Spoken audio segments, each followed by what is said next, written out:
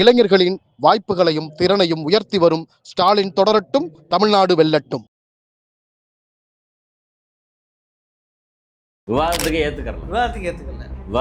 ஏத்துக்கிறாம அதை ரிஜெக்ட் பண்ணிட்டாங்க. ஏத்துக்கிறவே மாட்டோம் அப்படின்னு விவாதத்துக்கு எடுத்துக்கிட்டு விவாதிக்க வேண்டியதானே.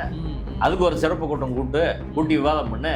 ஏன் பண்ண மாட்டேற? பெண்கள் அப்ப வில்சன் சொல்றது திமுக எதிர்கட்சிகள் நிலைப்பாடுல அதான். வில்சன் அவர்கள் நேற்று ஒரு தனிநபர் மசோதா, திமுகவோட தனிநபர் மசோதா, மாநிலங்களவை எம்பி வில்சன் ஒரு தனிநபர் மசோதா கொண்டு வர்றாரு. அந்த தனிநபர் மசோதாவில் என்ன சொல்லியிருக்காரு? டீலிமிட்டேஷனையும் பெண்கள் சட்டத்தையும் ஒன்றா சேர்க்காதீங்க அப்படின்னு போட்டிருக்காங்க. இது இந்து தமிழ் திசை. இங்கிலீஷ் சிங்கிள் பாருங்க. Constitution amendment bill part of delimitation package defeated. அது உண்மையா இருக்கு. இதான் அரசியல். நீ இப்படி குற்றச்சாட்டு வைக்கிறீங்க. ஆனால் அவங்க என்ன சொன்னாங்க, இந்த டீலிமிட்டேஷன் வந்து தோல்வி காரணமே பிரதானமாக தமிழ்நாடு, அதில் ஸ்டாலின், குறிப்பாக ராகுல் காந்தி, இவங்க தான் இந்த சதியை பண்ணியிருக்காங்கன்னு சொல்லி பெரிய குற்றச்சாட்டு இன்னைக்கு பூரா ஸ்ப்ரெட் ஆகிட்டு இருக்கு போகிறாங்க இடங்கள். அது தமிழ்நாடு தான் மெயின் காரணங்க. தமிழ்நாடு மெயின் காரணன்றதை நம்ம பெருமைப்படுத்தா வேணும். டீலிமிட்டேஷன் பில் தோற்கடிக்க வேண்டிய பில் தான். ஏன்னா பெண்களிடம் தவறாக நடந்து அதன் அடிப்படையில் அவங்களுக்கு எம்பியாகவும் மினிஸ்டராகவும் பதவி கொடுத்தாரு அப்படின்றத தொடர்ச்சியாக அவர் சொல்லிட்டு வர்றாரு. அது விரிவாக நம்ம நேற்று முந்தா நாள் கூட அவர் பேசியிருக்காரு. 4 பேர் பேரை நான் சொல்கிறேன், 4 பேர் 5 பேர் பேரை சொல்கிறேன் அப்படின்னு சொல்லியிருக்காரு. இப்போ மோடி பெண்களை வீட்டுக்குள்ளே உட்கார வச்ச கூட்டம், மொட்டையடித்து உட்கார வச்ச கூட்டம், குழந்தை திருமணம் பண்ண கூட்டம், அதே போல் தீயில தூக்கி போட்ட கூட்டம், இதே கூட்டம் தான். அந்த கூட்டத்து வகையராக தான் ஆர்எஸ்எஸ், அந்த வகையராக தான் மோடி, இன்றைக்கி பேசக்கூடிய அமித்ஷா எல்லாம். இப்போ பெண்களுக்கு உண்மையில் உரிமை கொடுத்தது யார்? கம்யூனிஸ்ட் கட்சியும் திராவிட இயக்கங்களும் பெரியாரிஸ்டுகளும் அம்பேத்கரிஸ்டுகள் தான் பெண்களுக்கு உரிமை கொடுத்தவர். இந்தியாவில் முதலில் பெண்களுக்கு சொத்துரிமை கொடுத்தது யார்? தமிழ்நாடு தான். இல்லாத ஒன்றை சொல்ல முடியுமா? இல்லாத ஒன்றை தான் சொல்கிறாங்க. அவங்க சட்டத்தில் இருக்குன்னு அவங்க சொல்லவே இல்லை. அவங்க என்ன சொல்கிறாங்க? நாங்கள் வாக்குறுதி தரோன்றாங்க. வாக்குறுதி யார்த்தையும் இப்போ எடப்பாடி நம்புறாரோ? நாங்கள் வாமா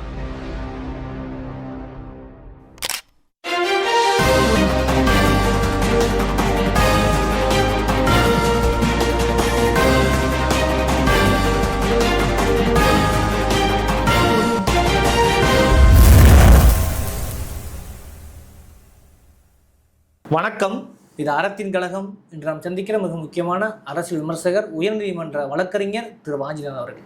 சார் வணக்கம். வணக்கம். நேற்று ஒரு வழியாக டீலிமினேஷன் பில்லுங்கிறது தோல்வி அடைந்திருக்கிறது. அதுக்கான காரணங்கள் என்னவாக இருக்க வாய்ப்பு இருக்கிறது? இப்போ பாஜக தரப்பு என்ன சொல்கிறாங்கன்னா, இது வந்து பெண்களுக்கு எதிராக எதிர்க்கட்சிகள் சரி செய்திருக்கிறார்கள், பெண்களுக்கு எதிரானவர்கள் என்பதை உறுதி செய்திருக்கிறார்கள் சொல்லி ஒரு பிரச்சாரம் போய்கிட்டு இருக்கிறது. அதுக்கிட்ட எப்படி பார்க்குறீங்க? இது எப்படி தோல்வி அடைஞ்சது? அதாவது இன்னைக்கு பத்திரிகையில் வந்த செய்தியை பாருங்கள். இந்து தமிழ் திசையில் மக்களவை பேரவைகளில் 33% ஒதுக்கீடு வழங்க வகை செய்யும் மகளிர் இடஒதுக்கீடு மசோதா தோல்வி. தலைப்பே மாறி போச்சு. நாடாளுமன்ற வாக்கெடுப்பில் 298 பேர் ஆதரவு, 230 பேர் எதிர்ப்பு அப்படின்னு போட்டிருக்காங்க. இது இந்து தமிழ் திசை. இங்கிலீஷ் சிங்கிள் பாருங்கள், ஆங்கிலத்து நாளிதழில் பாருங்கள்.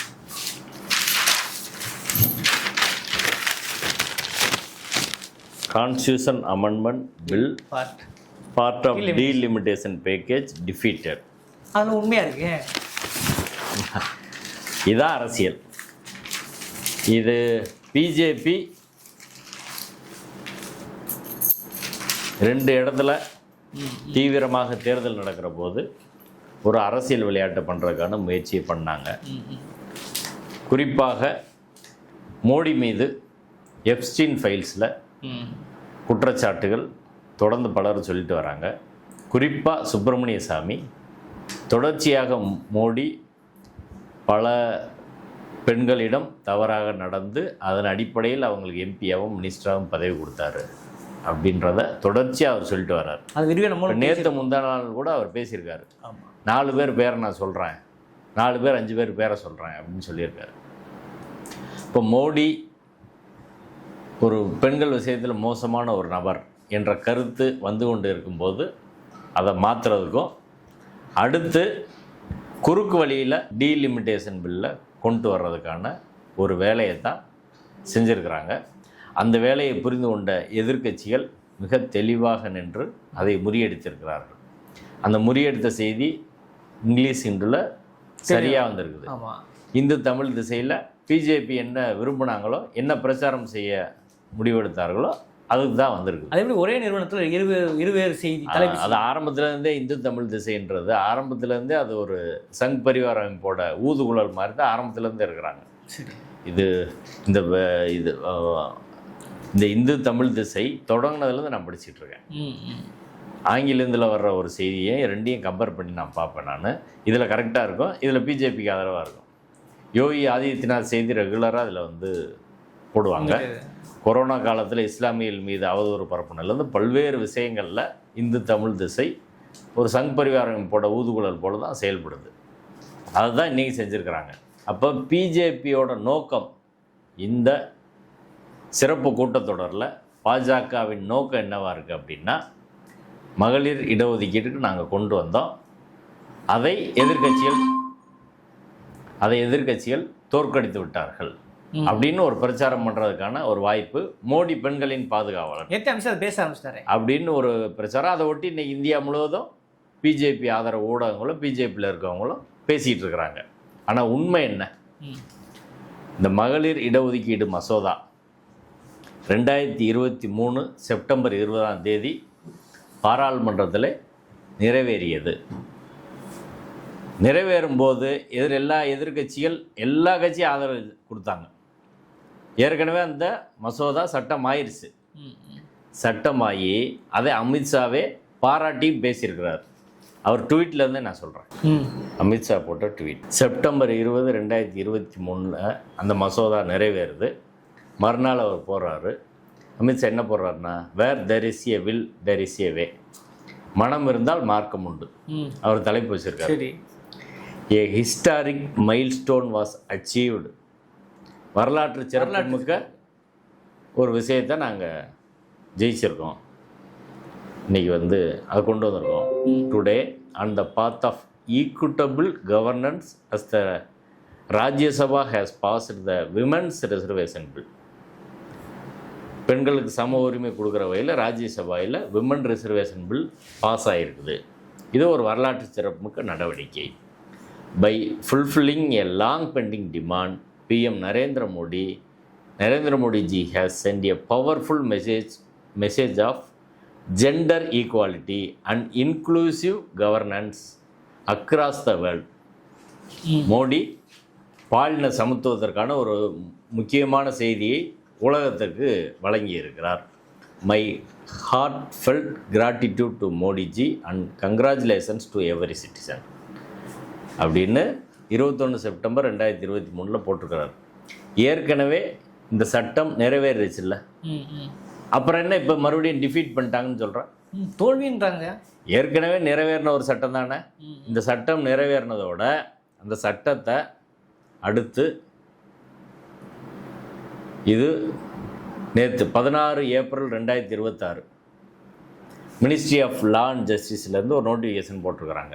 இந்த நோட்டிஃபிகேஷனில் என்ன சொல்லியிருக்காங்கன்னா, ஏற்கனவே இந்த அமெண்ட்மெண்ட் சட்டம் கொண்டு வந்தாங்கல்ல, அது வந்து எப்போ இருந்து ஃபோர்ஸுக்கு வரும், 16 ஏப்ரல் 2026 அந்த ஆக்டு ஃபோர்ஸுக்கு வருது அப்படின்னு சொல்லிட்டாங்க. அப்போ ஏற்கனவே பெண்களுக்கான இடஒதுக்கீடு எல்லா கட்சிகள் ஆதரவோடு பாஸ் ஆயிடுச்சு. அது 16 ஏப்ரல்லேருந்து அமலுக்கு வந்துடுச்சு. இப்போ பிரச்சனை எங்கே, இதை தோக்கடிச்சாங்கன்னு எங்கே வருது பிரச்சனை? எங்கே இருக்குதுன்னா, அந்த ஏற்கனவே கொண்டு வந்த பெண்கள் 33% இடஒதுக்கீட்டுக்கான மசோதாவில் பிஜேபி ஒரு ப்ரொவிஷனை சேர்த்துருக்காங்க.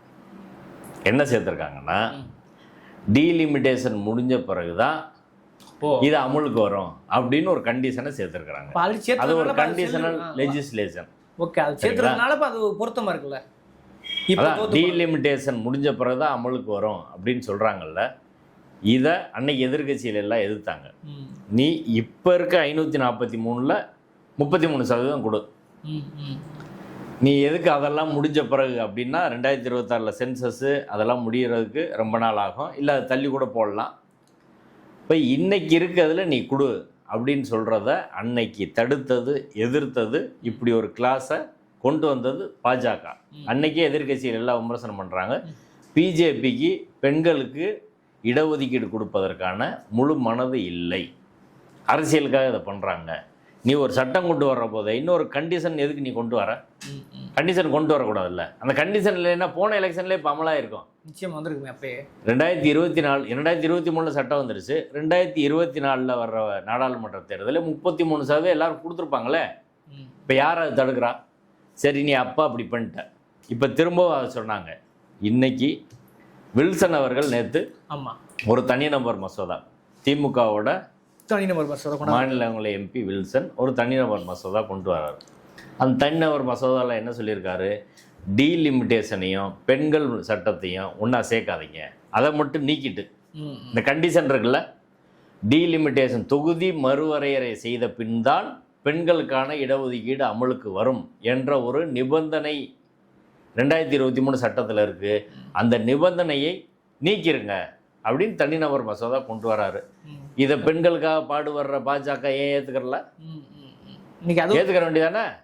ஏற்றுக்கிட்டு தான் இப்போ பிரச்சனை முடிஞ்சு. அவர் தனிநபர் கொண்டு வந்ததும் இன்னைக்கு ஒரு பெரிய பேசும் பொருளாம இருக்கு. அதுக்கு ஒத்திசைவா வருவான் பிஜேபி. அதாவது இப்போ இப்போ விஷயம் என்னன்னா, பெண்கள் இடஒதுக்கீட்டை தடுப்பது யார் அப்படின்றதா இப்போ கேள்வி. ஆமாம், தடுப்பது பாஜக தான் அப்படின்னு நடக்கிற விஷயங்கள்லேருந்து நாம் புரிஞ்சுக்கிற முடியுது. 2023 சட்டத்தில் எந்த எதிர்கட்சி எதிர்ப்பு தெரிவிக்கல, யுனானிமஸாக நிறைவேறிச்சு. யாரால் எதிர்ப்பு தெரிவித்தாங்களா? அதில் உள்ள கண்டிஷனை அப்பயே வேணான்னு சொன்னாங்க. நீங்கள் தான் அந்த கண்டிஷனை கொண்டு வந்தீங்க. இப்போ திரும்பவும் விமன் ரிசர்வேஷன் பில்னால் அதை மட்டும் தனியாக கொண்டு வர வேண்டியதானே? அந்த ப்ரொவிஷன் தேவையா இல்லையான்னு முடிவு பண்ணிட்டு போயிடலாம். அதோட தொகுதி மறுவரையறை ஏன் கொண்டு வர? அதுக்கு ஒரு கான்ஸ்டியூஷன் அமெண்ட்மெண்ட்டு, அதுக்கு ஒரு சட்டம் கொண்டு வர போய் தான் அது பிரச்சனையாக மாறுது. வேணும்னே நீ மூணையும் சேர்த்து இதை இடியாப்ப சிக்கலாக மாற்றுவதற்கான வேலையை பிஜேபி செய்தது. அதை தெரிந்து கொண்டு எதிர்கட்சிகள் அதை தோக்கடிச்சாங்க. ஆனால் இப்போ என்ன சொல்கிறாங்க? நீ போன எலெக்ஷனில் ஏன் பண்ணல, இப்பயும் பண்ணு, இப்போ பண்ணுன்னு சொல்கிறாங்க. இப்பயும் பண்ணு, இமிடியேட்டாக பண்ணு. யாருமே அதுக்கு எதிர்ப்பு தெரிவிக்கலை அப்படின்னா இப்போ அதை நீக்கிட்டு பண்ண வேண்டியதானே? பண்ணால் இமிடியேட்டாக அமலாயிருமே. ஏன் செய்ய மாட்டுறாங்க? அப்போ அடிப்படையில் பாஜகவின் நோக்கம் பெண்களுக்கு உரிமை கொடுப்பது அல்ல. 2014 பிஜேபி ஆட்சிக்கு வந்த உடனே ஒரு 2 வருஷத்தில் 2016 ராஜஸ்தானில் உள்ளாட்சி தேர்தல் வருது. அதுக்கப்புறம் ஹரியானாவில் உள்ளாட்சி தேர்தல் வருது. இது ரெண்டுலேயும் அவங்க ஒரு சட்டம் கொண்டு வராங்க. என்ன சட்டம்னா, பெண்களுக்கு இடஒதுக்கீடு ஏற்கனவே உள்ளாட்சியில் இருக்குது. இதை கொண்டு வந்தது யார்? காங்கிரஸ். 1989 ராஜீவ்காந்தி தான் கொண்டு வராரு. அன்னைக்கு பெண்களுக்கு உள்ளாட்சியில் இடஒதுக்கீடு கொடுக்கக்கூடாது அப்படின்னு எதிர்த்தது பிஜேபி. வாஜ்பாய் அன்னைக்கு எதிர்த்தார், எல்லாரும் அன்னைக்கு எதிர்த்தாங்க. இன்னைக்கு பேசுகிறாங்கல்ல, உள்ளாட்சியில் இடஒதுக்கீடு கொடுக்கக்கூடாது பெண்களுக்கு எதிர்த்த கட்சி பிஜேபி. எல்லாமே ரெக்கார்டு இருக்குது, போகிற போக்கில் யாரும் சொல்லல. அன்னைக்கே எதிர்த்த ஒன்று, அன்னைக்கு எதிர்த்துட்டு அதுக்கப்புறம் திரும்ப வேறு வழி இல்லைன்னு வர்ற போது அதை காலி பண்ணுறதுக்கு ஒரு வேலையை பார்த்தாங்க. 2016 ராஜஸ்தானில் ஒரு சட்டம் கொண்டு வராங்க. தேர்தலுக்கு முன்னாடி, உள்ளாட்சி தேர்தலுக்கு முன்னாடி பெண்கள் தேர்தலில் நிற்கணும்னா 5ஆம் வகுப்பு 8ஆம் வகுப்பு 10ஆம் வகுப்பு படிச்சிருக்கணும், வீட்டில் டாய்லெட் இருக்கணும். இது கண்டிஷன். சம்மந்தமே இல்லாமல் இருக்கு. பெண்கள் தேர்தல் நிற்கிறதுக்கு இதுக்கு என்ன சம்மந்தம்? நிறைய பெண்கள் 10வது படிச்சிருப்பாங்களா? 10வது படிச்சிருக்கவே மாட்டாங்க, ரொம்ப குறைவு. ரெண்டாவது, நிறைய வீட்டில் டாய்லெட் இருக்காதுன்னா அது யாரை ஒதுக்குறது அப்படின்னா, அதுலேயே ஒரு பாகுபாடு எப்படி இருக்குன்னா, தலித் மக்கள் வீட்டில் டாய்லெட் இருக்காது, இப்போ அவங்க படிச்சிருக்க மாட்டாங்க. அதே போல் அப்பர் காஸ்டில் படிச்சிருப்பாங்க, இந்து மேல் சாதியில் படிச்சிருப்பாங்க, அவங்க வீட்டில் டாய்லெட்டும் இருக்கும். ஆனால் சாதாரண இங்கே SC ST OBC இவங்க வீட்டில் தான் இருக்காது. இப்போ அவங்க படிப்புலேயும் குறைவாக இருப்பாங்க, டாய்லெட்டும் இருக்காது. அவர்களை ஒழிப்பதற்காக ராஜஸ்தான்லேயும் ஹரியானாவிலையும் சட்டம் கொண்டு வந்த கட்சி தான் பாஜக. பாஜகவோட திரும்ப ஒருத்து பேசுகிறாங்க, OBC பெண்களை இதில் சேர்க்க வேண்டும் சொல்லியிருக்காரு. அதுவும் அது ஒத்துக்கிட்ட மாதிரி தெரியலையே. ஆமாம், அதையும் ஒத்துக்கல. மொத்தத்திலே கொண்டு வரக்கூடாதுன்னு தான் பிஜேபியோட நோக்கம். அதுக்கு தான் இந்த கண்டிஷனை வைக்கிறது. ஒன்று, இப்போ பிஜேபி ஆரம்பத்திலேருந்து இல்லை பிஜேபியின் மூதாதையர்கள் பெண்கள் குறித்து என்ன கண்ணோட்டம் வச்சுருந்தாங்க, அவங்க தத்துவார்த்த ரீதியாக பெண்களை பற்றி எப்படி பார்க்குறாங்க? சங்கர மடமாக இருக்கட்டும், RSSஆக இருக்கட்டும். சங்கர மடத்துக்கு பெண் யாராவது தலைவராக முடியுமா? ஒன்று. ரெண்டாவது, RSSல் பெண்கள் சேர்த்து கொள்ளப்படுவார்கள். ராகுல் காந்தி கொஸ்டின் பண்ணிக்காங்க பாராளுமன்றத்தில். ராகுல் இப்போ RSSஐ பேஸ் பண்ணி தான் பிஜேபி. RSSல பெண்களை ஏன் சேர்க்க மாட்டேற? சொல்லு. பிஜேபி பதில் சொல்லணும்ல, ஆர்எஸ்எஸ் பதில் சொல்லணும்ல. பாராளுமன்றத்தில் அது விவாதமாயிருக்கு. அவங்க கான்செப்ட் என்னன்னா, பெண்கள் என்பவர்கள் வீட்டிலே ஆண்களுக்கு விருந்தாகக்கூடியவர்கள், அவ்வளோதான். சங்கராச்சாரி சொல்லலையா பெண்கள் வேலைக்கெல்லாம் போகக்கூடாது? குருமூர்த்தி சொல்லலையா? எத்தனையோ சங்கராச்சாரியில் அதை சொல்லியிருக்கிறாங்க. ஆர்எஸ்எஸ் மோகன் பகவத் அதே கருத்து சொல்லியிருக்காரு, பெண்கள் வீட்டு வேலையை தான் பார்க்கணும் அப்படின்னு. இப்போ பெண்கள் தொடர்பாக ஆர்எஸ்எஸ் பார்ப்பனையும் அந்த சித்தாந்தத்தை பின்பற்றுவர்கள் வலதுசாரிகளோட கருத்து என்பது பெண்கள் அடிமையில் போல் இருப்பவர்கள். இதைத்தான் பல்வேறு மனுஸ்மிருதியிலேருந்து பல்வேறு நூல்களில் சொல்கிறாங்க. பிறந்தனே வந்து அப்பாவை கட்டு போடணும், கணவன் அதுக்கப்புறம் கல்யாணம்னே கணவனுக்கு, அதுக்கப்புறம் மகனுக்கு கட்டு போடணும், பிறந்தவள் பெண்கள் அப்படின்றதான். பெண்கள் போய் எப்பயும் சொல்லுவாங்க, அவங்ககிட்ட ரகசியம் சொன்னால் நிலைக்காது, இப்படியெல்லாம் கருத்து சமூகத்தில் பரப்பி பெண்களை வீட்டுக்குள்ளே உட்கார வச்ச கூட்டம், மொட்டையடித்து உட்கார வச்ச கூட்டம், குழந்தை திருமணம் பண்ண கூட்டம், அதே போல் தீயில தூக்கி போட்ட கூட்டம், இதே கூட்டம் தான். அந்த கூட்டத்து வகையராக தான் ஆர்எஸ்எஸ், அந்த வகையராக தான் மோடி, இன்றைக்கி பேசக்கூடிய அமித்ஷா எல்லாம். இப்போ பெண்களுக்கு உண்மையில் உரிமை கொடுத்தது யார்? கம்யூனிஸ்ட் கட்சியும் திராவிட இயக்கங்களும் பெரியாரிஸ்டுகளும் அம்பேத்கரிஸ்டுகளும் தான் பெண்களுக்கு உரிமை கொடுத்தவர்கள். இந்தியாவில் முதலில் பெண்களுக்கு சொத்துரிமை கொடுத்தது யார்? தமிழ்நாடு தான்.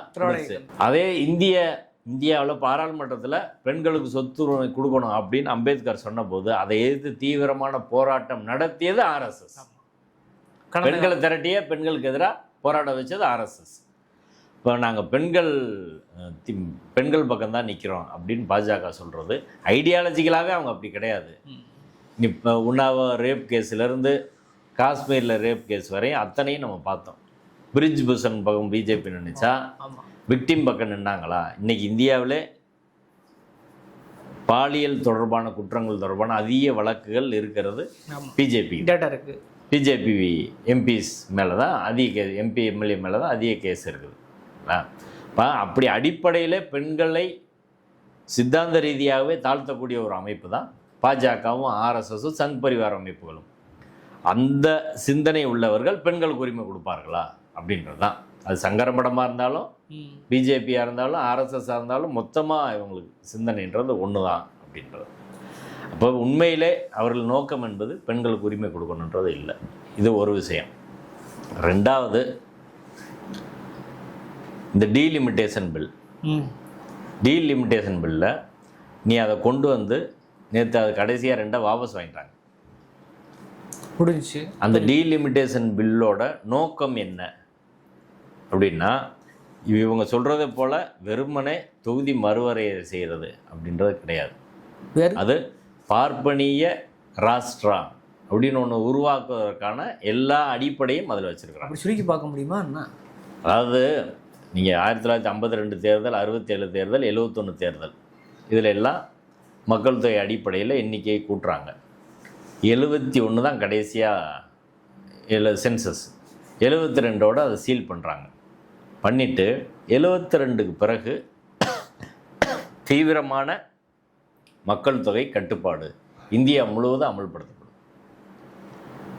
மக்கள் தொகை கட்டுப்பாடு, பெண்களுக்கான கல்வி, இதெல்லாம் அமுல்படுத்துறதில்ல. தென் மாநிலங்கள் இந்திய அரசாங்கம் என்ன முடிவெடுத்ததோ அதை நடைமுறைப்படுத்துகிறாங்க. வட மாநிலங்கள் அதை செய்யலை. அதற்கு காரணம் இந்த பிஜேபியோட கான்செப்ட்.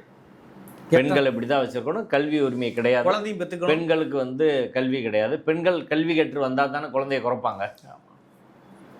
இப்போ அந்த காரணம் பிஜேபி சிந்தனை அதிகமாக இருந்ததுனால தான் மக்கள் தொகையை அங்கே கட்டுப்படுத்த முடியல. இன்னைக்கும் குழந்தைங்க அதிகபட்சம்னா பெற்றுக்கிட்ட பரிசு அறிவிக்கிறாங்க. அது முஸ்லீம்களுக்கு போட்டின்றது போல குழந்தைய பெற்றுக்கறணும் அப்படின்னு இப்போ யோகி ஆதித்யநாத்லேருந்து மோகன் பகவத்லேருந்து எல்லாரும் இன்னைக்கு வரை பேசுகிறாங்க. இப்போ இப்படியான கண்ணோட்டம் உள்ள ஒரு நபர்கள் பெண்களை குழந்தை பெற்று தரக்கூடிய ஒரு இயந்திரமாக கருதக்கூடிய ஒரு கூட்டம், அவர்களுடைய வரலாறு அதெல்லாம் பார்க்குற போது இந்த டீலிமிட்டேஷன் அப்படின்றது இது வெறுமனே தொகுதி மறுவரையை பண்ணுறது கிடையாது. அதையும் தாண்டி அதுக்கு ஆழமான உள்நோக்கம் இருக்குது அப்படின்றதான். குறிப்பாக அந்த தொகுதி மறுவரையறை வந்து 72ல் சீல் பண்ணிடுறாங்க, இவங்க கட்டுப்படுத்தலை. அதனால் 25 வருஷம் சீல் பண்ண பிறகு 25 வருஷம் கழிச்சு 2001 திரும்ப வாஜ்பாய் பீரியடில் வருது. அப்போ இதே பிரச்சனை மறுபடியும் வருது.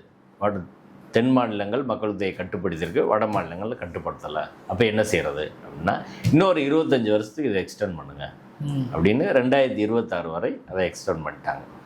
இப்போ 1971 சென்சஸின் அடிப்படையில் தான் இது பண்ணியிருக்கிறாங்க. அதில் பிரச்சனைகள் இருக்குது. முதல்ல சென்சஸின் அடிப்படையில், மக்கள் தொகை அடிப்படையில் தொகுதி வரையறை செய்வதே சரியா தப்பா அப்படின்னு இருக்கு.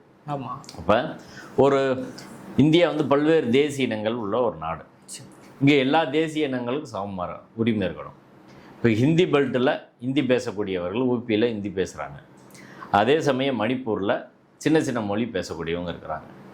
இவங்க 25 கோடி ஊபியில் இருந்தால் மணிப்பூரில் 1 கோடி இருப்பாங்க. அவ்வளோதான். அப்போ மணிப்பூரில் இருக்கவங்க ஒரு தேசிய இனம், உத்தரப்பிரதேசத்தில் இருக்கவங்க ஒரு தேசிய இனம், தமிழ்நாட்டில் இருக்கவங்க ஒரு தேசிய இனம், கேரளாவில் இருக்கவங்க ஒரு தேசிய இனம், வெஸ்ட் பெங்காலில் இருக்கவங்க ஒரு தேசிய இனம், அஸ்ஸாமில் இருக்கவங்க ஒரு தேசிய இனம். இப்படி பல்வேறு தேசிய இனங்கள் இருக்கிற போது எல்லாருக்கும் சமமான பிரதிநிதித்துவம் அப்படின்னு இந்தியாவில் கிடையாது. மக்கள் தொகை அடிப்படையில் வச்சுக்கிட்டா எந்த தேசிய இனம் அதிக மக்கள் தொகை இருக்கிறதோ அந்த தேசிய இனம் தான் டாமினேட் பண்ணும். அது இயல்பு நடக்கிறதா? அதனால தானே ஹிந்தி டாமினேட் பண்ணுது. இப்போ நடந்துட்டு இருக்கு இல்லையா? அப்போ ஏற்கனவே அதாவது மக்கள் தொகை அடிப்படையில் தொகுதி வரையறை செய்வது அப்படின்ற கான்செப்டே அடிப்படையில் தப்பு. இந்தியா வந்து ஒரு மெஜாரிட்டேரியன் டெமோக்ரஸி கிடையாது. மெஜாரிட்டியாக இருக்கிறவங்க முடிவு பண்ணுறதை எல்லாரும் ஏற்றுக்கறணும் அப்படின்றது கிடையாது. இந்தியா கான்ஸ்டியூஷனல் டெமோக்ரஸி, அரசியல் சட்ட டெமோக்ரஸினா அங்கே மைனாரிட்டிஸ் கம்மியாக இருந்தாலும் அவங்களுக்கான உரிமை உத்தரவாதம் செய்யப்படும். பெண்கள் வீக்காக இருந்தாலும் அவங்களுக்கான உரிமை உத்தரவாதம் செய்யப்படும்.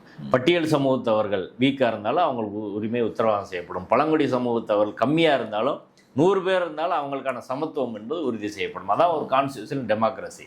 அப்போது குறைஞ்சபட்சம் ராஜ்யசபாவிலாவது எல்லாருக்கும் ஈக்குவல் ரெப்ரசன்டேஷன் தேசிய அடிப்படையில் அப்படின்னு கொடுத்தா தான் இந்தியா ஒரு யூனியன் ஆஃப் ஸ்டேட், இந்தியா பல்வேறு தேசிய இனங்களை சமமாக மதிக்கிற நாடு அப்படின்னு வரணும்.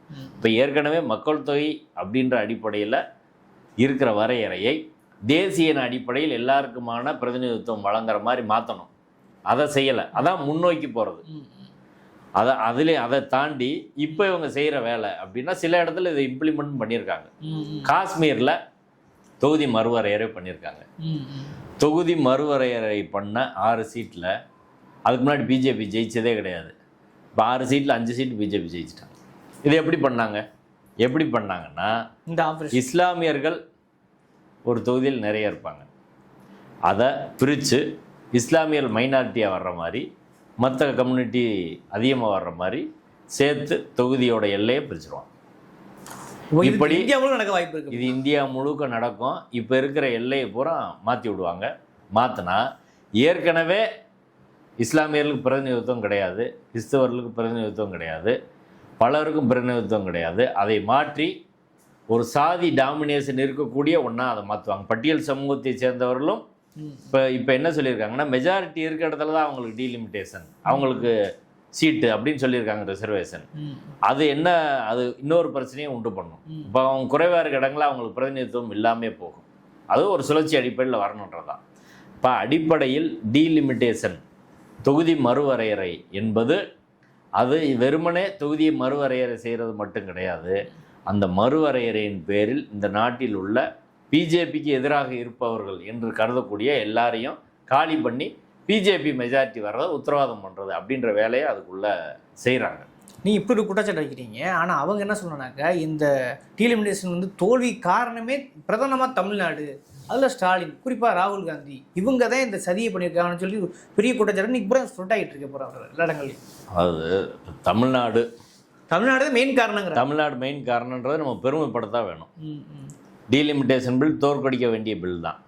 ஏன்னா நீங்கள் மக்கள் தொகை அடிப்படையில் தொகுதி மறுவரையறை செஞ்சால் தமிழ்நாட்டின் பிரதிநிதித்துவம் குறையும், கேரளாவோட பிரதிநிதித்துவம் குறையும், ஆந்திராவோட பிரதிநிதித்துவம் குறையும், தெலுங்கானாவோட பிரதிநிதித்துவம் குறையும், கர்நாடகாவோட பிரதிநிதித்துவம் குறையும், வெஸ்ட் பெங்காலோட பிரதிநிதித்துவம் குறையும், பஞ்சாபோட பிரதிநிதித்துவம் குறையும்.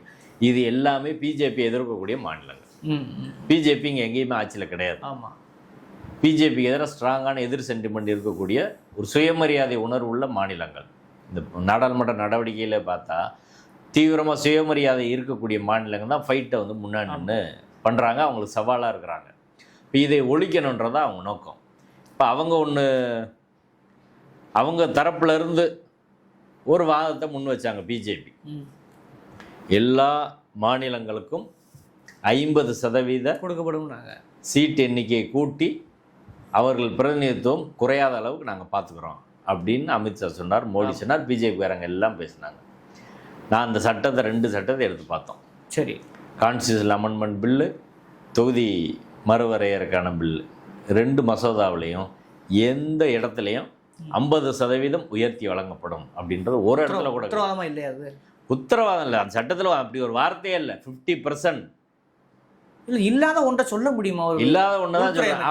அவங்க சட்டத்தில் இருக்குன்னு அவங்க சொல்லவே இல்லை. அவங்க என்ன சொல்கிறாங்க, நாங்கள் வாக்குறுதி தரோன்றாங்க. வாக்குறுதி அதைத்தான் எடப்பாடி நம்புறாரோ? நாங்கள் ஆமாம், எடப்பாடி அதை சொல்கிறாரு, அவங்க வாக்குறுதி கொடுத்துருக்காங்க, அது வந்து ஒன்றும் பிரச்சனை இல்லை அப்படின்னு. சரி, வாக்குறுதியை சட்டத்தில் சொல்ல வேண்டியதானே? சட்டத்தில் ஏன் சொல்ல மாட்டேற? தென் மாவட்டங்களோ தென் மாநிலங்களோ எந்த மாநிலங்களுக்கோ பிரதிநிதித்துவம் ஒருபோதும் குறையாது என்ற ஒரு வார்த்தையை சட்டத்தில் சேர்க்கறதுல அவனுக்கு என்ன பிரச்சனை? எதுக்கு வாக்குறுதின்னு சொல்கிறேன்? மோடி இன்னைக்கு இருப்பார், நாளைக்கு போயிடுவார். அமித்ஷா இன்னைக்கு இருப்பார், நாளைக்கு போயிடுவார். அன்னைக்கு அடுத்து இன்னொரு பிரதமர் வருவார். அவர் என்ன சொல்லுவார்? அவங்க சொல்லிட்டு போயிட்டாங்க, அதுக்கு நான் எப்படி பொறுப்பு? நாளைக்கு இன்னொரு கட்சி வரும், பிஜேபியிலன்னு சொன்னாங்க, அதுக்கு நான் எப்படி பொறுப்பு? சட்டத்தில் இருந்தால் எல்லாரும் பொறுப்பு. இப்போ சட்டத்தில் கொண்டு வர வேண்டியதானே? இதை கொண்டு வான்னு சொன்னதுக்கு அவர்கள் அதுக்கு தயார் கிடையாது. அப்போ தென் மாநிலங்கள் பிரதிநிதித்துவம் குறைக்கணும் அப்படின்றதுக்கு இங்கே உள்ள பிஜேபியில் உள்ள ஒரு கூட்டம் இந்த மாநிலத்தில் வாழ்ந்துட்டு இந்த மண்ணில் விளையிறத சாப்பிட்டுக்கிட்டு இந்த மண்ணின் காற்றை சுவாசிச்சுக்கிட்டு இந்த மண்ணுக்கு எதிராக பேசுகிறான் பாருங்க பிஜேபிக்காரன். எவ்வளோ அயோக்கிய பயலுங்க. அண்ணாமலை அது ஒரு கான்ஃபிடண்டாக சொல்லிட்டு இருக்காரு. என்ன அண்ணாமலைகிட்ட அதான் கேட்குறேன். அண்ணாமலை வந்து அண்ணாமலைக்கு அதில் என்ன உள்துறை அமைச்சர் பிரதமரே பாராளுமன்றத்தில் சொல்ல வேண்டிய ஆட்களே சட்டத்தில் கொண்டு வர வேண்டிய ஆட்களை அது சொல்லலை. உனக்கு என்ன இருக்குது? நீ வார்டு கவுன்சிலர் கூட கிடையாது. அண்ணாமலை இன்னைக்கு சொல்லுவார், நாளைக்கு அவர் கட்சியிலே இருக்க மாட்டார், நாளைக்கு அவர் தனி கட்சி தொடங்கி போவார். அது பிஜேபியில் இருக்கிறது சொன்னா அதுக்கெல்லாம் நான் என்னென்ன செய்ய முடியும்னு போவார். நம்ம கேட்க முடியுமா? அதை எங்கேயுமே சட்டத்தில் இருந்தால் தானே கேட்க முடியும். நாளைக்கு கோர்ட்டுக்கு போக முடியுமா சொல்லுங்கள்? ஆமாம், கோர்ட்டுக்கு போக முடியாத சொல்லுங்கள். கோர்ட்டுக்கு போக முடியாதுன்ற ஒரு சர்வாதிகார முடிவே அதில் வச்சுருக்காங்க. முடிவுன்றாங்க. டீலிமிட்டேஷன் கமிஷன் ஒன்று போடுவோம், அந்த கமிஷன் தான் முடிவு பண்ணணும். அந்த கமிஷனோட முடிவை கோர்ட்டே கேள்வி கேட்க முடியாது. அப்படின்னா இவ்வளவு மோசமான ஒரு சட்டம் எங்கேயால் இருக்குமா? இப்போ அதாவது நீதிமன்றம் இது போன்ற விஷயங்களில் எக்ஸிக்யூட்டிவோட நடவடிக்கை கேள்வி கேட்கறதுன்றது basic structure of the constitution. இப்போ நீதித்துறை செக் அண்ட் பேலன்ஸ் சிஸ்டம்னு சொல்கிறோம். பாராளுமன்றம் ஒரு தவறு செய்தாலோ எக்ஸிக்யூட்டிவ் ஒரு தவறு செய்தாலும் அதை கேள்வி கேட்கக்கூடிய இடத்துல இருக்குது நீதிமன்றம். இப்போ அடிப்படை உரிமை பாதிக்கப்படுற போது உச்சநீதிமன்றத்தை நாடலாம், உயர்நீதிமன்றத்தை நாடலான்றதா. அந்த உரிமையை அவங்க தடை பண்ணால் எவ்வளோ பெரிய அதை பற்றி யாராலும் பேசுகிறாங்க பாருங்கள். நீதிமன்றம் போகிறத ஏன்டா நீ தடை பண்ணுற? அது முக்கியமான ஒரு அரசியல் சட்ட விரோத நடவடிக்கையை நீ ஒன்று செய்கிற இண்டிபெண்ட் ஒரு அதிகாரம். அதவே நீ வந்து ஒரு தொகுதி மறுவரையை பண்ணும்போது மத அடிப்படையில் இவங்க அதை மாற்றுறாங்கன்னு வைங்க, இதான் இறுதின்னா எங்கே போய் கேட்குறது? கோர்ட்டுக்கு போகக்கூடாதுன்னா எப்படி சொல்ல முடியும்? அப்போ ஒரு ஜுடிஷியல் ரிவ்யூ, நீதிமன்றத்துக்கான அதிகாரம், ஒரு சட்டம் அரசியல் சட்டப்படியானதா இல்லதா அப்படின்னு தீர்மானிக்கிற உரிமை உச்ச நீதிமன்றத்துக்கு உயர் நீதிமன்றத்துக்கு இருக்குது. அந்த உரிமை எடுக்கிறதுக்கு யாருக்கு அதிகாரம் கிடையாது. ஏன்னா அது basic structure of the constitution. Independent of judiciary, நீதித்துறையின் இண்டிபெண்டன்ஸின்றது basic structure of the constitution. அதை மாற்றுவதற்கு பாராளுமன்றத்துக்கு அதிகாரம் கிடையாது. அப்போ அப்படி அவங்க வச்சுருந்தாலும் அது நீதிமன்றத்தில் வழக்கு போடுற போது அதை காலி பண்ணிடுவாங்க அப்படின்றதான். நீதிமன்றம் தலையிட முடியாது அப்படின்றதெல்லாம் எதுவுமே கிடையாது. ஆனால் அதையும் ஒரு சர்வாதிகார நோக்கில் இவங்க உள்ளே வச்சுருக்காங்க. அப்போ இந்த பில் தோற்கடிக்கப்பட்டுவதற்கான 1000% காரணங்கள் நியாயமாக இருக்குது. நீ எதுக்கு அவசரமாக கொண்டு வர? விவாதிக்க டைம் கொடுக்கல, எதுவுமே சொல்லலை. திடீர்னு தேர்தல் நடக்கிறப்ப கொண்டு வந்து 2 நாளில் நான் வந்து இதை நிறைவேற்றுவேன், அதோட என்ன இணைச்சி இப்படி பண்ணால் எவ்வளோ பெரிய அயோக்கியத்தனமான வேலையை அவர்கள் செய்திருக்கிறார்கள். இப்போ இதை மட்டும் எதிர்த்தா, டீலிமிட்டேஷனை மட்டும் எதிர்த்தாங்கன்னா பதில் சொல்ல முடியாது அவங்களால. அதனால விமன் ரிசர்வேஷனையும் சேர்த்து கொண்டு வந்து இதுக்கு எதிராக இது பண்ணாங்கன்னா இது எவ்வளோ பெரிய ஒரு அயோக்கியத்தனமான வேலை. நான் என்ன சொல்கிறேன்னா, ஒரு ஆட்சியில் ஒரு பிரதமர் பொறுப்பில், உள்துறை அமைச்சர் பொறுப்பில் இருக்கக்கூடிய நபர்கள் இப்படி சில்லறத்தனமான வேலையை பார்க்கலாமா? அதோட எதை நினச்சி கொண்டு வரலாமா? நீ வெளிப்படையாக அதை பேசி கொண்டு வா. இப்படி தான் நாங்கள் தொகுதி மறுவரையர் பண்ணோம், 2020 அதில் பண்ணணும் அப்படின்னு கொண்டு வா. அதில் என்ன சாதகம் பாதகம் அப்படின்னு பேசு. ஏற்கனவே நிறைவேறின சட்டத்தை இதோட கொண்டு வந்து இணைச்சு இப்படி செய்ய வேண்டிய அவசியம் தேவை என்ன? இப்போ மொத்தத்தில் அவர்களுக்கு பெண்களுக்கு இடஒதுக்கீடு கொடுக்கக்கூடாது. 2வது, டீலிமிட்டேஷன் பில்லை எப்படியாவது நிறைவேற்றணும், அவர்கள் விரும்பும்படி செய்யணும். இதோட கடைசி நோக்கம் எங்கே இருக்குதுன்னா, ஆர்எஸ்எஸ் மொழிவாரி மாநிலங்கள், தேசிய இனங்கள் அடிப்படையிலான மாநிலங்கள்ன்றதை ஆரம்பத்திலே விரும்பலாம். அப்பயே அதை எதிர்த்தாங்க. 1956 அவங்க ஸ்டேட்டை க்ளோஸ் பண்ணுற நோக்கமா? தேசிய இனங்கள் அடிப்படையில் மாநிலங்கள் இருக்குல்ல, அதை காலி பண்ணிவிட்டு ஒரே டெல்லி அரசாங்கம், ஒரே நாடு ஒரே தேர்தல், இது எல்லாம் மாவட்டங்கள் தான். அதுக்கு நேரடி கீழ்பட்டது அதிபராட்சி முறை. ஆல்ரெடி ஆர்எஸ்எஸ் கூட அந்த அமைப்பு கூட மாநில ரீதியாக கலைச்சிருக்காங்க ரீசன். ஆமாம், கலைச்சு அவங்க அந்த ஃபார்மெட்டுக்கு தான் கொண்டு வராங்க, அதுக்கு பழக்கிறாங்க. அதை கொண்டு வர்றதா அவங்க நோக்கம். இப்போ ஒரே நாடு ஒரே தேர்தல், தொகுதி மறுவரை, இந்த மசோதா எல்லாமே டெல்லி சுல்தானின் கீழ் சின்ன சின்ன பகுதிகள் எப்படி பழைய முறை இருந்துச்சோ, டெல்லி சுல்தான் கீழ் அங்கே அடிமையாக இருந்தோமோ அதே நிலையை கொண்டு வருவதற்கான ஒரு வேலையை தான் அவங்க செய்கிறாங்க. அது வேறு வேறு வார்த்தையில் சொல்லி செய்கிறாங்க. அதை இந்தியா கூட்டணி கட்சிகள் சரியாக புரிந்து கொண்டு மக்களும் தீவிரமாக எதிர்த்ததுனால அவருடைய சதி நிறைவேறவில்லை அப்படின்றத யதார்த்தமான உண்மை. மற்றபடி பெண்கள் உரிமைக்கும் பிஜேபிக்கும் ஒருபோதும் தொடர்பு கிடையாது. இப்போ இப்போ நம்ம தனிநபர் மசோதா கொண்டாந்துருக்காரு இல்லையா, வில்சன் கொண்டாந்துருக்காரு இல்லையா, அது கொடுத்து ஏதாவது பொருள் இல்லை, அது அவங்க அவர் கொடுத்த உடனே அதை ரிஜெக்ட் பண்ணிட்டாங்க. விவாதத்துக்கே ஏற்றுக்கிறாம அதை ரிஜெக்ட் பண்ணிட்டாங்க. ஏற்றுக்கிறவே மாட்டோம் அப்படின்னு விவாதத்துக்கு எடுத்துக்கிட்டு விவாதிக்க வேண்டியதானே. அதுக்கு ஒரு சிறப்பு கூட்டம் கூட்டி விவாதம் பண்ணு, ஏன் பண்ண மாட்டேற? பெண்கள் அப்போ வில்சன் சொல்கிறது திமுக எதிர்கட்சிகள் நிலைப்பாடில் அதான். நாங்கள் பெண்களுக்கு இன்னைக்கு தேதியில் கொடுக்குறத ஆதரிக்கிறோம், பண்ணு அப்படின்னா ஏன் பண்ண மாட்டேற? இப்போ அவர் கொண்டு வந்து பிஜேபியோட நோக்கத்தை எக்ஸ்போஸ் பண்ணியிருக்காரு. அதை எடுக்க மறுப்பதன் மூலமாக பிஜேபி நோக்கம் மக்களுக்கு தெரிஞ்சிருச்சுன்றதா அவசியம். ஓகே, மசோதா சார்ந்த ஒரு குறுமையான விவாத சூழல் அறக்கலத்துக்கு நேரம் ஒதுக்கி மனிதன். நன்றி.